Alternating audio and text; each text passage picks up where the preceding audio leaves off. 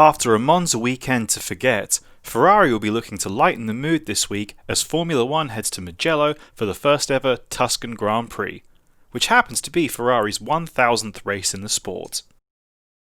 Rumours have been floating around since Sunday that the Scuderia plan to run a retro-inspired livery to celebrate the occasion, harking back to some of their classic cars from some more prosperous eras.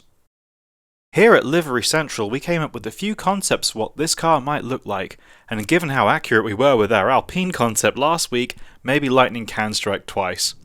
Make sure you thumbs up the video and hit subscribe for more F1 and motorsport design content coming very soon. Now, it's no secret that a few weeks ago Sebastian Vettel announced he had purchased one of Nigel Mansell's title-winning Williams FW14Bs from 1992. And given his well-known penchant for the V10 and V12 days, we decided to recreate a Nigel Mansell era inspired livery.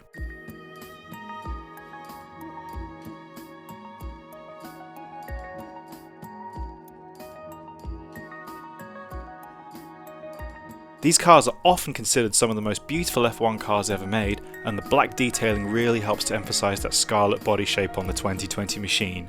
Maybe we'll be seeing a red 5 taking to Mugello this week. Since they are celebrating 1000 Formula 1 races, perhaps Ferrari would like to relive a more prosperous time. So we also made a Niki Lauda era style 1970s inspired car.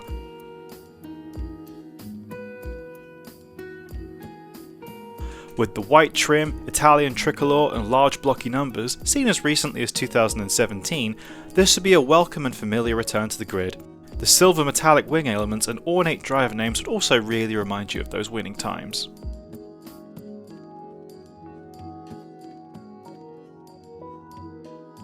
And now a bit of a curveball for our third concept. Maybe to remind the team of the last time they were so heavily in the doldrums, we made a concept livery based on the 1993 F93A, a car that was a misinterpretation of its year's rules, slow, unreliable and hard to handle. Any of that sound familiar?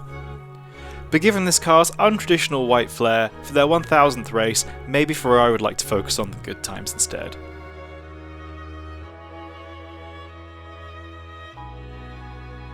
And finally, what we feel is the most likely, a straightforward 1950s tribute.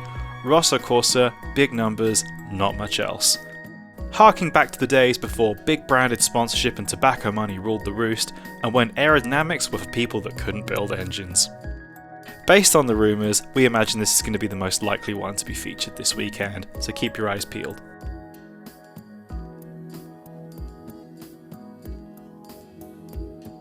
And these are our predictions. But given that Ferrari often change very little with their cars, which does in one hand make them recognisable, but in the other, we're probably going to get a more subdued offering when the car hits the track on Friday, so we'll see.